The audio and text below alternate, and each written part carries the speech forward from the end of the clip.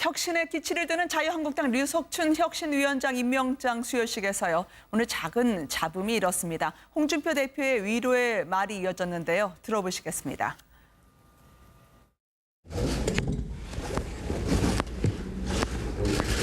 신한국당을 지금 자유한국당을 개혁할 겁니다. 네가 당이 문제당 이사장이 부통령입니다. 개혁한다고 나와 이 맥으로 이러. 차단기에다가 돈 얼마나 많은 것부터. 아슬아슬한 시작이긴 하던데 어떻게 벌어진 일인가요? 예. 아마 이 혁신위원회 위원들과 홍준표 대표가 공식적으로 만나는 자리잖아요. 네. 예, 그 자리에 아마 유석춘 위원장의 과거 행태에 대해서 불만을 가진 네. 분인 것 같아요. 저는 주우파 쪽에 계셨다는 건가요? 예, 저는 처음에 이분이 상당히 진보적인 성향을 가진 분이라서 네. 유석춘 위원장의 행태에 대해서 비판을 하고 네. 그렇게 큰 소리를 친 걸로 생각을 했는데 또 따져보니까 꼭 그것만은 아닐 수도 있을 것 같다 그래요. 그런 느낌이 들어요. 지금 네. 보면 유석춘 위원장의 과거 행태 중에 사실 뉴라이트 학자 이렇게 얘기했지만 네. 전범재단으로부터 연구 자금을 지원받은 이런 거를 소리친 거 보면 친일이라든지 이런 거에 대해서 조금 더 네. 다른 성향을 가진 분이 아닌가 싶은데 네. 저는 농담처럼 하고 싶은 얘기 중에 하나라면 자유한국당이 상당히 열려 있어요. 저런 분들이 저렇게 들어가서 큰 소리를 칠 수 있을 정도로 네. 경비를 느슨하게 한 건지 설마 저런 일이 생길 거라고 아마 예상 안 했겠지만 역설적으로는 굉장히 열려 있구나 이런 네. 우스갯소리 한 말 드리고 싶습니다.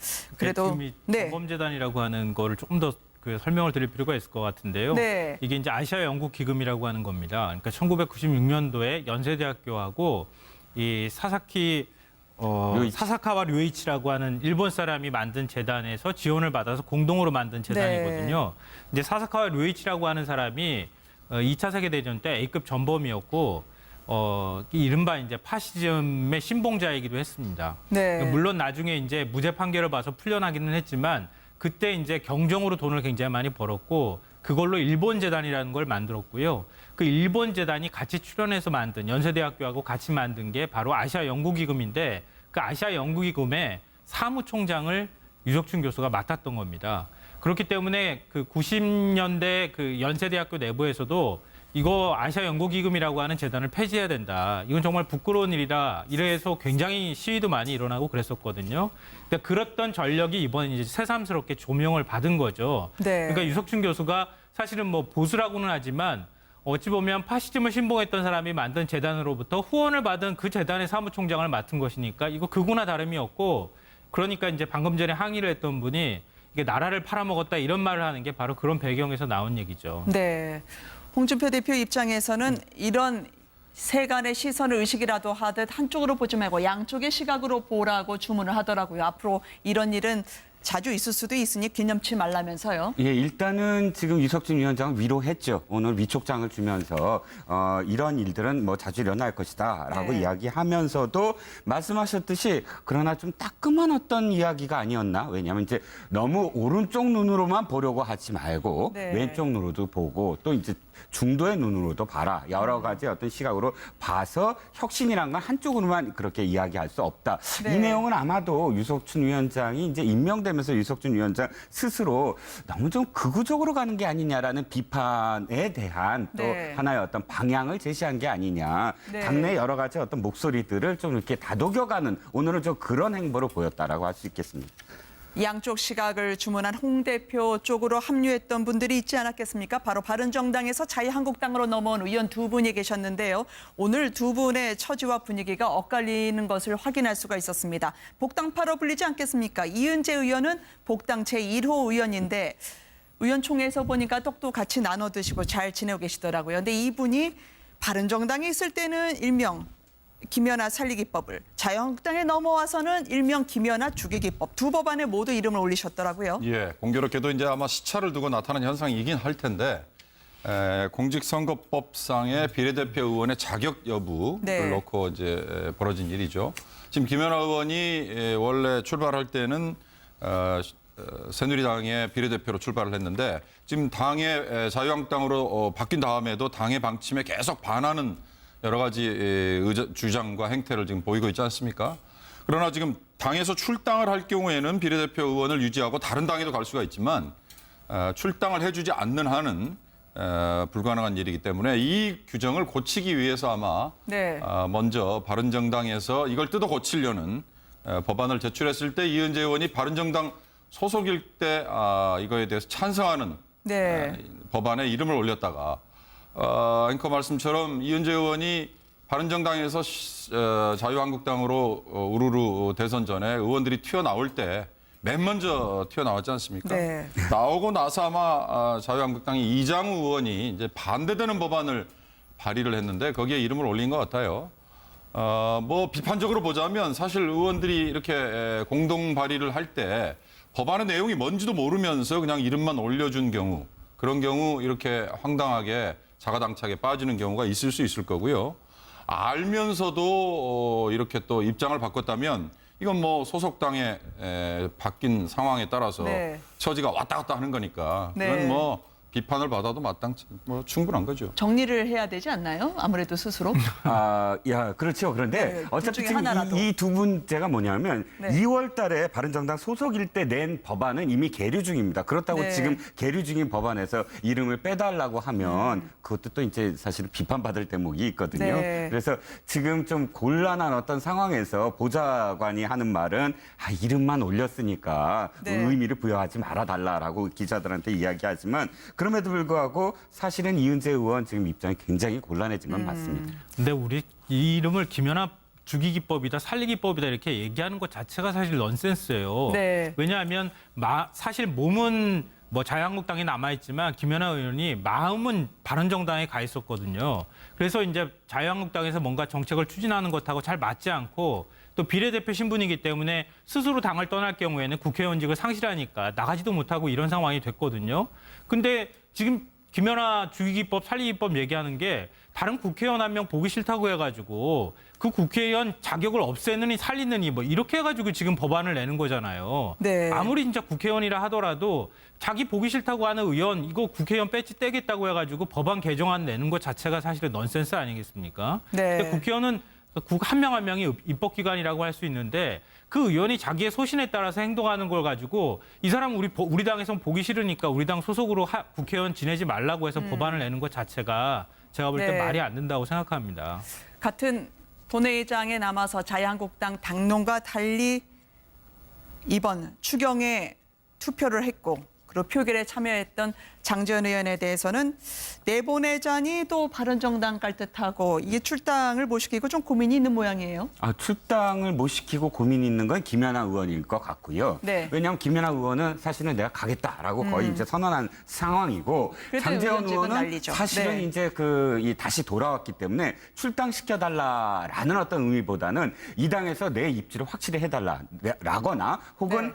홍준표 대표에 대한 어떤 사실 시위나 마찬가지라고 저는 생각해요. 뭐냐면 홍준표 대표가 당시 후보일 때 네. 13명의 그 복당 의원들에게 사실은 약속한 부분이 있거든요. 네. 당을 개혁하겠다, 혁신하겠다, 나를 믿고 돌아와라 이렇게 약속을 했는데 유석춘 위원장 하는 말은 그때 나간 탄핵에 찬성했던 의원들은 사과를 해야 된다. 이렇게 얘기를 하니까 앞뒤가 안 맞는다라는 것에 대한 시위를 벌이고 있다. 본인은 그렇게 지금 주장을 하고 있죠. 네. 근데 지금 장재원 의원이 상당히 의미가 있는 것이요.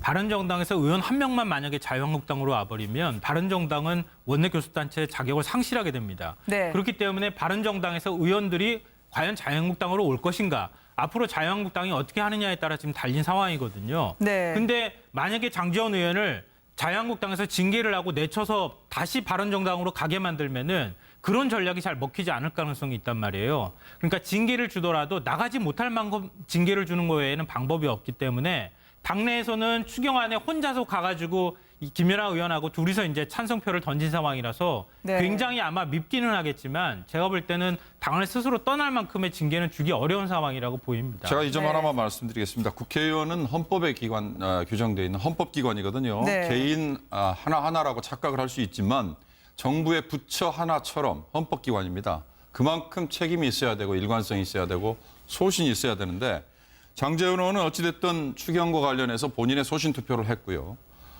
누차 제가 말씀드리지만 인사청문회 관련해서 표결 투표 이럴 때도 당론으로 사실 의사를 묻는 이런 후진적인 방법보다는 네. 국회의원 개개인의 소신에 맡기도록 하는 게 그게 바로 정치 선진화일 것 같아요. 전 이번 이은재 의원은 그런 점에서 소신 없이 왔다 갔다 하는 대표적인 사례인 거고 장제원 의원은 어찌됐든 본인의 소신을 보여주는 거. 이게 저는 헌법기관으로서 국회의원들이 보여줘야 될 자세다. 저는 그렇게 보고 싶습니다.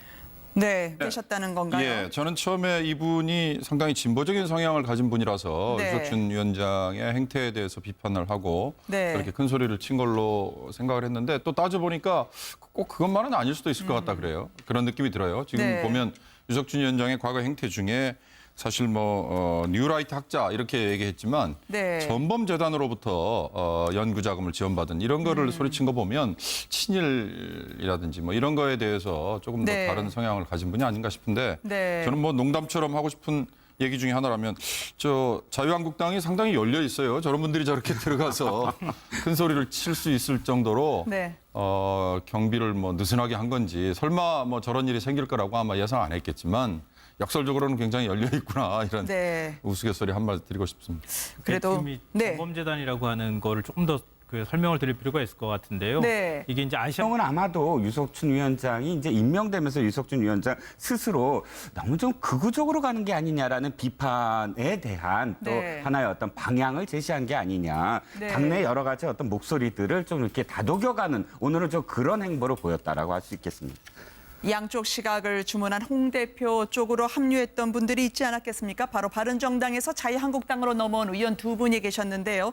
오늘 두 분의 처지와 분위기가 엇갈리는 것을 확인할 수가 있었습니다. 복당파로 불리지 않겠습니까? 이은재 의원은 복당 제1호 의원인데 의원총회에서 보니까 떡도 같이 나눠 드시고 잘 지내고 계시더라고요. 근데 이분이 바른정당에 있을 때는 일명 김연아 살리기법을, 자유한국당에 넘어와서는 일명 김연아 죽이기법, 두 법안에 모두 이름을 올리셨더라고요. 예, 공교롭게도 이제 아마 시차를 두고 나타난 현상이긴 할 텐데 공직선거법 연구 기금이라고 하는 겁니다. 그러니까 1996년도에 연세대학교하고 이 사사카와 류이치라고 하는 일본 사람이 만든 재단에서 지원을 받아서 공동으로 만든 재단이거든요.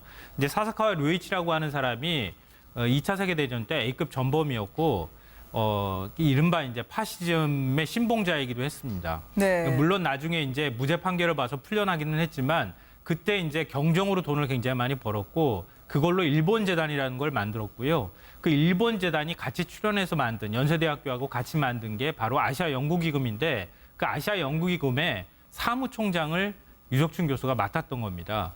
그렇기 때문에 그 90년대 그 연세대학교 내부에서도 이거 아시아 연구기금이라고 하는 재단을 폐지해야 된다. 이건 정말 부끄러운 일이다. 이래서 굉장히 시위도 많이 일어나고 그랬었거든요. 그러니까 그랬던 전력이 이번에 이제 새삼스럽게 조명을 받은 거죠. 네. 그러니까 유석춘 교수가 사실은 뭐 보수라고는 하지만 어찌 보면 파시즘을 신봉했던 사람이 만든 재단으로부터 후원을 받은 그 재단의 사무총장을 맡은 것이니까 이거 극우나 다름이 없고 그러니까 이제 방금 전에 항의를 했던 분이 이게 나라를 팔아먹었다 이런 말을 하는 게 바로 그런 배경에서 나온 얘기죠. 네.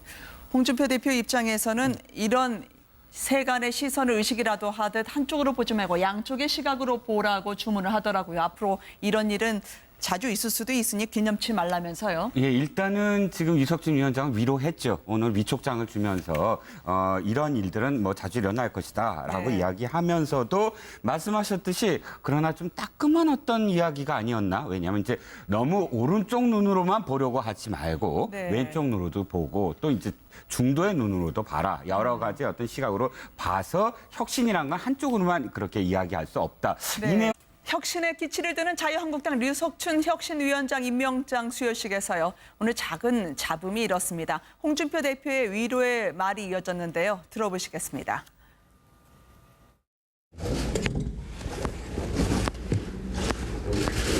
신한국당을 지금 자유한국당을 개혁할 겁니다. 유석순, 네가 다시 국민당에 개혁한다고 나와 이 맥으로 이러. 차다기사는 돈 얼마나 받아먹었어? 아슬아슬한 시작이긴 하던데 어떻게 벌어진 일인가요? 예. 아마 이 혁신위원회 위원들과 홍준표 대표가 공식적으로 만나는 자리잖아요. 네. 예, 그 자리에 아마 유석춘 위원장의 과거 행태에 대해서 불만을 가진 네. 분인 것 같아요. 저는 주우파 처음에